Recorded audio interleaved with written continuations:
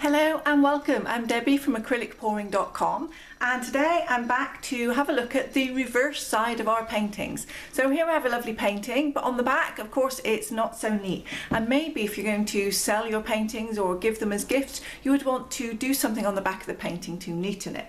So firstly you could of course paint around here on the back a white, a black, or a colour that matches in with the other colours on your painting. It depends on how messy it is and you know exactly what kind of finish you want. I'm not going to bother with that on mine. This is just going to be a practice piece. So the first thing I've done is got myself a big roll of brown parcel wrapping paper, and I've cut a piece of the paper which was just slightly smaller than the back of my painting because I don't want obviously the paper to be right up to the side so that I can see it from the edges. And then I've used some double-sided tape. So I've bought this Scotch permanent double-sided tape. Comes on a reel like this, and of course it's sticky on both sides. So I've then popped a little bit of the tape around all four sides. You can just see the shiny part of the tape just here, and I'm now going to try and stick this on here. Now the reason why I say try is I've tried to use this double-sided tape in the past, and obviously although it's a really good brand, I found that it hasn't stuck very well to the canvas. So I'm going to give this a try today and we will see what happens. So it does say it's permanent, it's not like repositionable or anything like that, but I didn't find the adhesive on it to be too great for canvas. So I'm using some pressure. As you can see, as I'm sticking the tape down, it's already popping back up again. But I'm going to apply plenty of pressure on this tape. Really stick it down well. And now I'm going to sit the painting this way up and leave it for a little while, and if we come back later on I'm going to have a look and see if this has actually stuck very well at all or not. Well, Scotch tape, I take it all back, because on this painting the paper stuck down really well. I have no problem with it at all. I can't even kind of lift the edge with my nails, so this time it stuck really well. Whereas the one that I've been practicing on before, there were places where I just couldn't get this tape to stick down, and I'm wondering now whether there were oily patches on the back of the canvas, because of course if there were oily patches that would explain why the tape didn't stick. So this one seems absolutely fine. I take it back, the double-sided tape has worked really well. So you can also see that they've added a couple of additions here which I think look quite nice. I've just got a round kind of gold seal, and then a little sticker where I've written the name of the painting, the size, signed it on the back with my signature and the date. And I've used these. These are the Avery Notary seal labels. Now I don't have one of those kind of seal machines, but I think it would look really nice if you can. I can't get them done anywhere here on the island, which is unfortunate. I'd have to order them in from overseas. But if you embossed this gold seal on the back with, like, you know, certificate of authenticity, or even your name, something like that, original art by, I think that would look really cool. But you can also print on them, so even if you don't want to emboss them, these will run through your printer. They have a little inkjet symbol here, so you can get a template from Avery about how to use them and then just print them on the computer and stick that on the back of your painting. And of course I'll put links in the description and with the materials on the blog for where you can get these labels.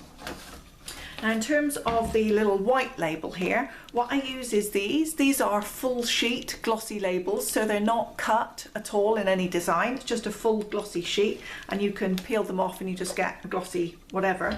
And then I've got this old, what do you call it, a cutter, a die, I don't know what you would call it, a stamp.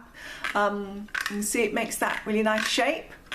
And so I use this one and just cut out a thing here like this.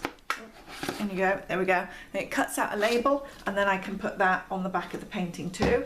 And I think that looks nice. Okay, so that's the back done, but also we're going to need, of course, some hanging hardware. So let me bring that over.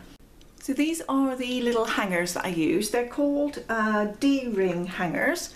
Excuse my painty nails, and I get them in a pack like this from Amazon. I get a whole 100 of them. They're really good value if you buy a big pack, if you intend to make a lot of paintings, and hell, why not? Let's make a lot of paintings. So I'll put a link obviously to those as well, and the hangers come with the screws, which is handy too. So they're kind of, they have a flat piece which goes against the painting, and then, you know, they are like a hinge Where's the camera? There we go, they're like a hinge. So I have marked down 1/3 from the top of your painting. Obviously at this point, turn your painting over, make sure that you're putting your hanging hardware in the right place, and it needs to be around 1/3 of the way down from the top. So I've measured and put a mark here, and you can feel through the paper where the wood frame is. So I'm just going to put mine around here, and you can drill a little pilot hole if you feel you need it, but the screws that come with it have got a good point on. So I generally don't feel that that's necessary. I can just apply a little bit of pressure and they just bite straight into the wood really easy. There we go. I'm by no means a DIY expert, and even I can screw that into the back of the painting. So there we go. Now of course if you're using long screws and you have one of the more economy canvases that are a bit thicker, do test your screw on the side first of all to make sure it's not going to go all the way through. I really don't think that they would for most canvases and for most of these hangers, but if you're using some kind of heavy duty hanger that comes with a big screw, then obviously make sure it's not going to go through to the front of your painting first of all. So there we go, that's both of my hangers in place. And now we need something to string between these two. And you have of course a number of options. You can use just regular string or something like that, but typically you'll find nicely presented paintings use a painting wire, and I've got this one from my DIY store. This one is £5 or 2.2 kilos, and it really is very, very thin. Because obviously it's wire, it's quite strong, and that makes it easily flexible. And this is a small painting, therefore it's light, it doesn't need a thick wire. But you can get this in a variety of different thicknesses and different weights according to how heavy or how large your painting is.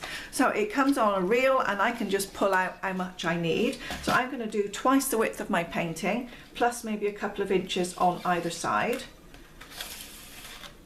So maybe around there, and it cuts just with some regular scissors, but if you do dressmaking, don't use your dressmaking scissors, use some other ones. And then we can just put this through the paint, through these holes twice, and pull it kind of taut. So I'll do one side first of all, and then actually I think I will put it around here twice. There we go, and as you can see the wire's really flexible, so you can, it's easy to work with. So I'm also going to put that through there twice, that end, and then this one too. Pull it nice and taut, back through here again.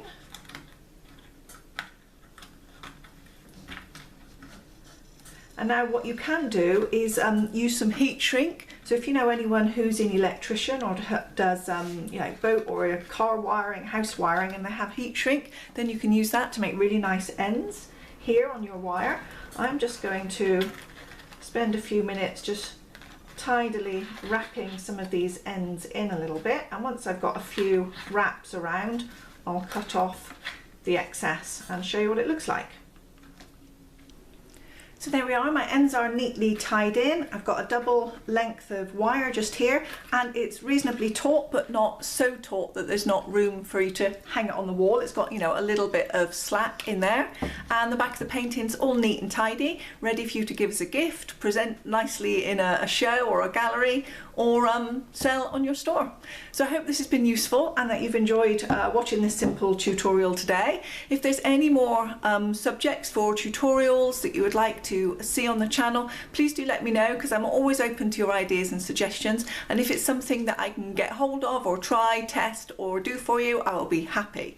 So let me know. I'm always looking forward to your comments, and I'll see you here on the channel again very soon.